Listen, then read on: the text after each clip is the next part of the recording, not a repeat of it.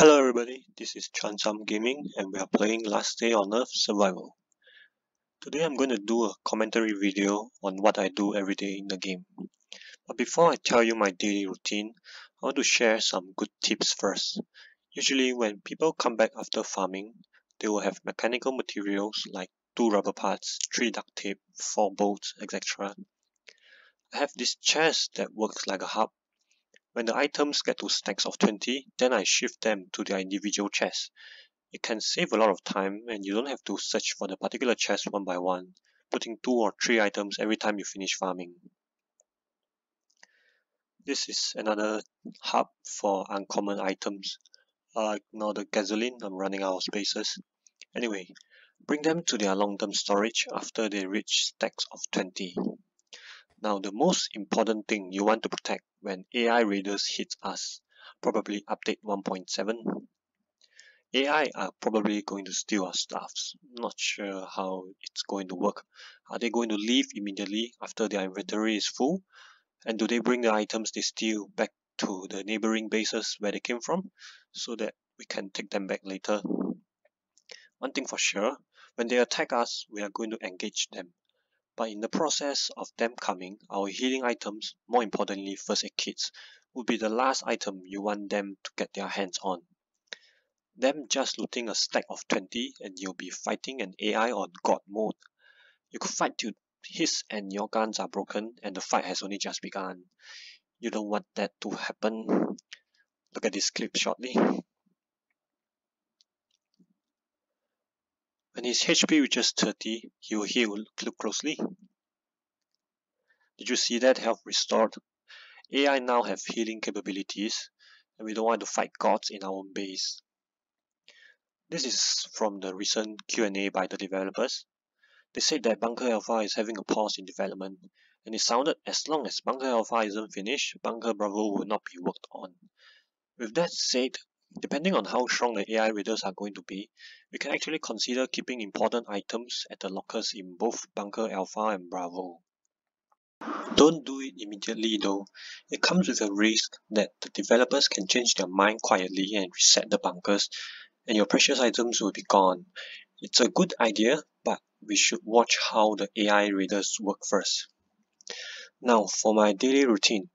Usually at the end of the day, yesterday for example, I will park myself at Bunker Alpha. So the next day I would run home spending 31 energy to trigger the daily events, dealer and airdrops. I do 1 dealer and 3 airdrops every day without fail. It's where most of my weapons and materials come from. The first dealer and airdrop of the day will always have ample time for you to walk to it. So I will walk to it, close the game and play later. And we're back. For the first dealer visit, I will usually pack my military backpack, weapon and food in the chopper. Find out what he wants, then make the dealer kill me. For those who don't have the chopper, it can get slightly risky, as in the past if you die here, items on your body will be gone. But they seem to have fixed it after the Halloween event. Items will now stay on your body when you come back for the second time. Now he wanted 10-5, 10-5. That's how I usually remember things. Remember the numbers, then the sequence of items. Or you could actually note down somewhere or take a screenshot. There are a lot of you who think trading with the dealer is not worth it. Well, it actually depends on how far you have progressed in the game. If you are new to the game and have no guns, dealer is a very good source for guns. As you start to profit on weapons from Bunker Alpha, you can then choose to stop trading with the dealer. My energy should be above 70 as I walked earlier, so I won't trigger the first airdrop yet. Second walk to the dealer, close the game and play later. And we're back. If you died here and chose to run back on your second visit, make sure to reopen the game to reset the dealer's aggro, otherwise he'll come shooting at you. I always bring a hatchet to cut down the 7 trees here. Now I won't be opening the weapon crate just yet. I've been saving them for more than 2 months and have almost 90 crates now. When I reach 100 crates, I'll be making an uncrating video to find out the percentage of getting a gun. Next is the first airdrop for the day. Energy needs to be below 70 to trigger the spawn.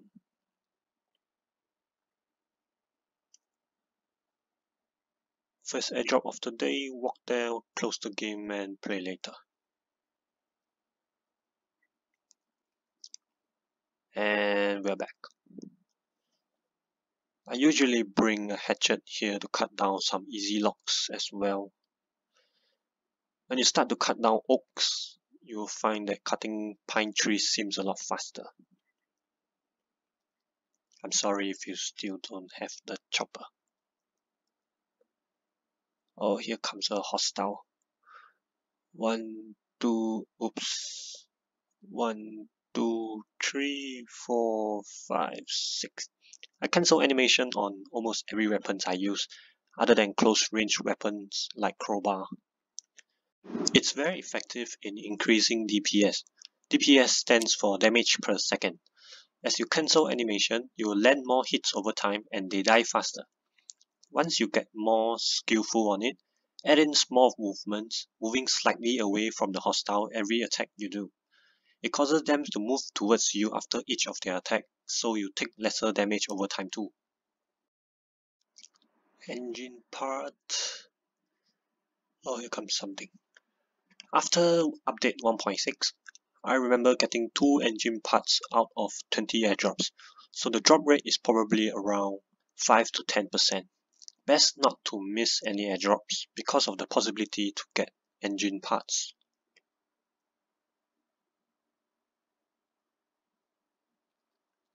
Oops. 1, 2, 3. 1, oops, 3, 1, 2, 3. Stay close to their face in order to hit them 3 times per speed. When I have time, I cut down trees until my hatchet is broken. Otherwise, I would just leave after cutting down just a few trees. Skipping that part. Walking home. You can't have 2 airdrops on the map at the same time, so for the second airdrop to spawn, I gotta wait for the first airdrop to disappear first, which means closing the game and playing later. And we're back. Looks like we got a horde going on. They always spawn at the left of my base, then walk in a straight line towards their opposite direction. Let's watch them die. Bang, bang, bang. Alright, let's unload inventory and prepare for the second airdrop. I usually suicide to reset my HP, hunger, thirst, and cleanliness, or you could use spikes instead.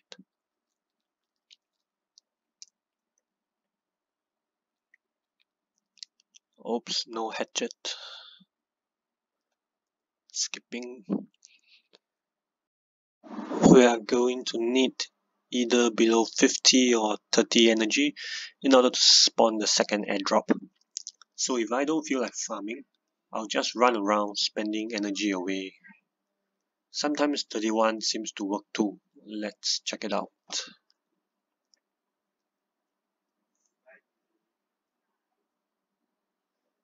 Every time after watching the advertisement, press run immediately, because the game have a mini time lag of 15 to 30 seconds after your advertisement, and you'll be able to skip the running movement.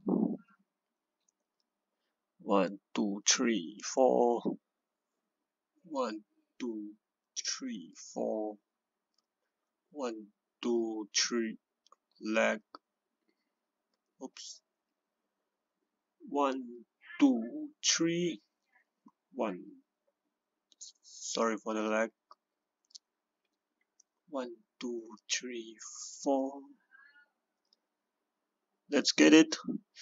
Engine part, engine part. Nope. Dealer and airdrop events both are available to spawn after 12 AM GMT every day. Tick,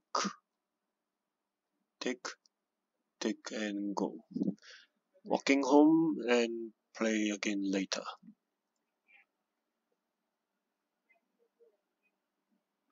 And we're back.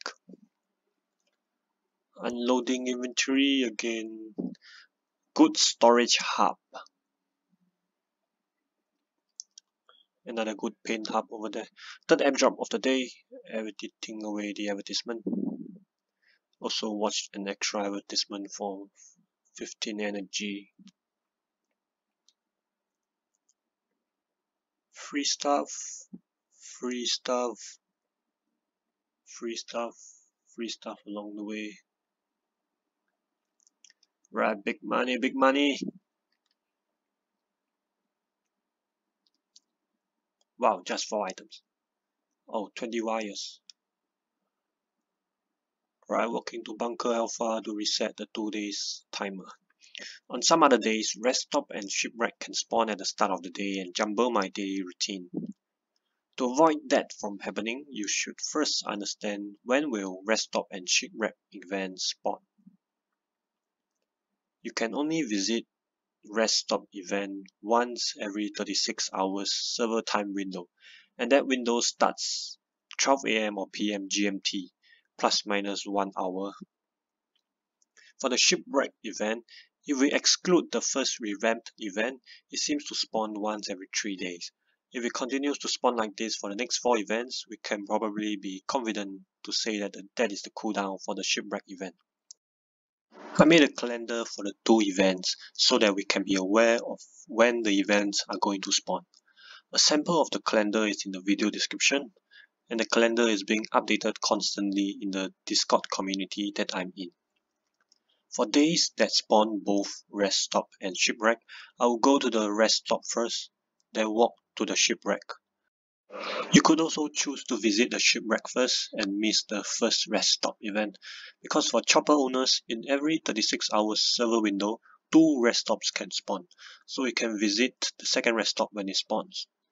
When you are at an event, the event loading screen does not trigger other events, so if you are at the shipwreck event, second rest stop won't get triggered until you visit other zones or reach back home. Walking to the shipwreck, and this is the end of my video. Thank you for watching. I hope you enjoyed the video. Let me know how was my commentary in the comments below, and I'll see you again.